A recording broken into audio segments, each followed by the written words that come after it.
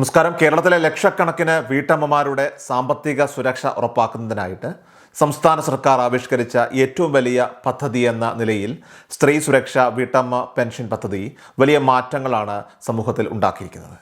2025 ഔദ്യോഗികമായിട്ട് പ്രാബല്യത്തിൽ വന്ന ഈ പദ്ധതി ഒരു വീട്ടമ്മയുടെ ദൈനംദിന ആവശ്യങ്ങൾക്കും അവശ്യ ചെലവുകൾക്കുമായിട്ട് മാസം തോറും ഒരു നിശ്ചിത തുക നൽകുക എന്ന ലക്ഷ്യത്തോടെയാണ് തുടങ്ങിയത് തന്നെ. ഏകദേശം 31 ലക്ഷത്തോളം വരുന്ന അർഹരായിട്ടുള്ള ഗുണഭോക്താക്കൾക്കാണ്, സ്ത്രീ ഗുണഭോക്താക്കൾക്കാണ് പ്രതിമാസം 1000 രൂപ വീതം സർക്കാർ നൽകുന്നത്. 2026 ഫെബ്രുവരി മാസം മുതൽ ഇതിൻ്റെ തുക വിതരണം ആരംഭിച്ചു കഴിഞ്ഞുവെന്നതും നിലവിൽ ഫെബ്രുവരി മാർച്ച് മാസങ്ങളിലെ തുക ഗുണഭോക്താക്കളുടെ കൈകളിലേക്ക് എത്തി എന്നതും ഏറെ സന്തോഷകരമായിട്ടുള്ള കാര്യമാണ്.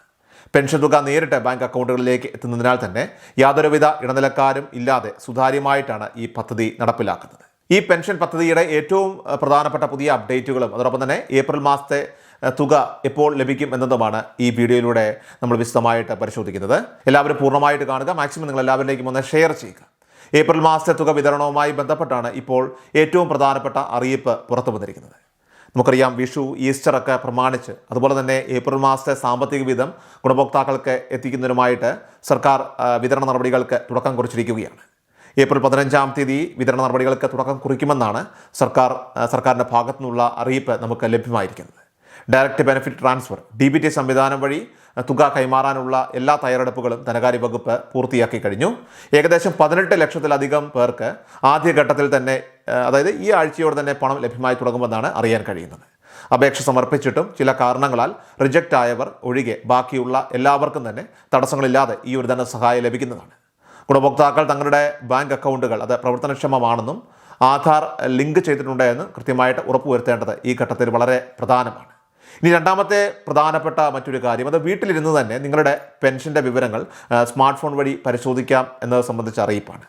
പെൻഷൻ അപേക്ഷിച്ചവർക്ക് തങ്ങളുടെ അപേക്ഷയുടെ നിലവിലത്തെ സ്റ്റാറ്റസ് അത് എന്താണെന്നോ അല്ലെങ്കിൽ പണം വരുന്നുണ്ടോ എന്നുള്ള കാര്യങ്ങളൊക്കെ അറിയാൻ ഇപ്പോൾ അക്ഷയ കേന്ദ്രങ്ങളിൽ പോകേണ്ട ആവശ്യമില്ല. സംസ്ഥാന സർക്കാർ ആവിഷ്കരിച്ചിരിക്കുന്ന സേവന എന്ന ഔദ്യോഗിക പെൻഷൻ പോർട്ടൽ വഴി ഇത് നിങ്ങൾക്ക് എളുപ്പത്തിൽ പരിശോധിക്കാൻ സാധിക്കും.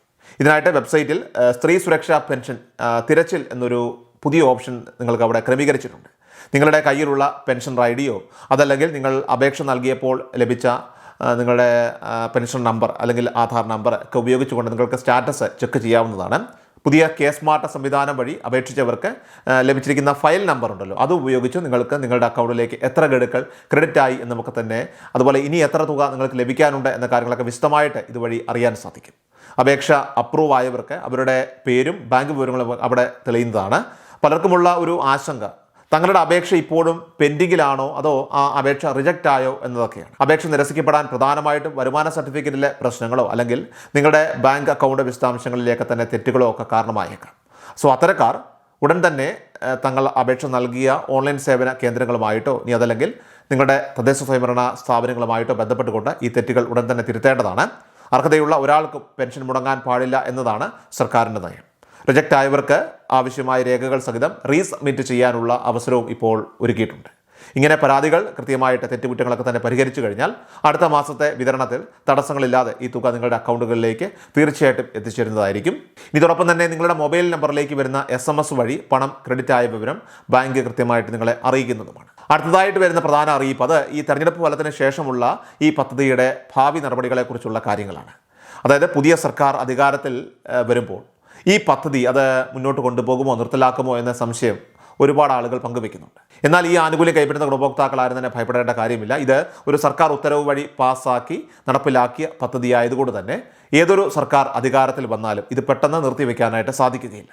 മാത്രമല്ല, ഈ പദ്ധതിയുടെ രൂപീകരണത്തിനായിട്ട് ഇതിനോടകം തന്നെ വലിയൊരു സാമ്പത്തിക ബാധ്യത ഇപ്പോൾ സർക്കാർ ഏറ്റെടുത്തിട്ടുള്ളതാണ്. അതുകൊണ്ട് തന്നെ പുതിയ സർക്കാർ അധികാരത്തിൽ വരികയാണെങ്കിൽ പോലും ഒരുപക്ഷെ തുക വർദ്ധിപ്പിക്കാനുള്ള സാധ്യതയാണ് കൂടുതലായിട്ടുമുള്ളത്.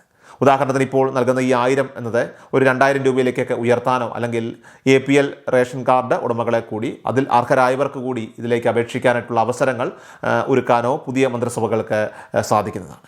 ചുരുക്കത്തിൽ ഈ പദ്ധതി ഇനിയും വിപുലീകരിക്കപ്പെടാനാണ് കൂടുതലും സാധ്യത എന്നുകൊണ്ട് തന്നെ വീട്ടമ്മമാർക്ക് ഇതിൽ വലിയ പ്രതീക്ഷ വയ്ക്കാവുന്നതാണ്. ഇനി അതുപോലെ തന്നെ ഈ പദ്ധതിയെക്കുറിച്ചുള്ള മറ്റ് പ്രധാന വിവരങ്ങൾ കൂടി ഒന്ന് ശ്രദ്ധിക്കേണ്ടതാണ്. നിലവിൽ 35 വയസ്സിനും അതോടൊപ്പം തന്നെ 60 വയസ്സിനും ഇടയിൽ പ്രായമുള്ള, അതും നിലവിൽ BPL അല്ലെങ്കിൽ AY റേഷൻ കാർഡ് കൈവശമുള്ള സ്ത്രീകൾക്കാണ് ഇതിലേക്ക് അപേക്ഷിക്കാനായിട്ട് അർഹതയുള്ളത്. ഇതുവരെയും അപേക്ഷ സമർപ്പിക്കാൻ സാധിക്കാത്തവർക്ക് ഇപ്പോഴും ഓൺലൈൻ വഴി തന്നെ ഇതിലേക്ക് അപേക്ഷ സമർപ്പിക്കാവുന്നതാണ്. നിങ്ങളുടെ തദ്ദേശ സ്വയംഭരണ സ്ഥാപനങ്ങൾ, ഗ്രാമപഞ്ചായത്ത് അല്ലെങ്കിൽ നഗരസഭ വഴി അർഹത ഉറപ്പുവരുത്തിയ ശേഷം നിങ്ങളെ ഗുണഭോക്തൃ പട്ടികയിൽ ഉൾപ്പെടുത്തുന്നതാണ്. ഒട്ടേറെ അമ്മമാർക്കും അതോടൊപ്പം തന്നെ സ്ത്രീകൾക്കുമൊക്കെ തന്നെ ആശ്വാസകരമാകുന്ന ഈ പദ്ധതിയെക്കുറിച്ചുള്ള ഇത്തരം വിവരങ്ങൾ നിങ്ങൾ എല്ലാവരിലേക്കും മാക്സിമം ഒന്ന് ഷെയർ ചെയ്തെത്തിക്കുക. പുതിയതായിട്ട് അപേക്ഷ വയ്ക്കാൻ താല്പര്യപ്പെടുന്നവർ തീർച്ചയായിട്ടും അപേക്ഷ സമർപ്പിക്കുക. കൂടുതൽ വാർത്തകൾക്കും സർക്കാർ അറിയിപ്പുകൾക്കുമായിട്ട് നമ്മുടെ ചാനൽ മറക്കാതെ സബ്സ്ക്രൈബ് ചെയ്യുക, ഫോളോ ചെയ്യുക. കൃഷൽ മീഡിയ എല്ലാ ദിവസവും വാർത്തകളും അറിയിപ്പുകളും ഡെയിലി അപ്ഡേറ്റ്സും ലഭിക്കാൻ ഇപ്പോൾ തന്നെ ചാനൽ സബ്സ്ക്രൈബ് ചെയ്യുക, ഫോളോ ചെയ്യുക. നിങ്ങളുടെ ലൈക്കും ഷെയർ നൽകി ഞങ്ങളെ സപ്പോർട്ട് ചെയ്യുക. നിങ്ങളുടെ അഭിപ്രായങ്ങൾ കമന്റ് ബോക്സിൽ രേഖപ്പെടുത്തുക.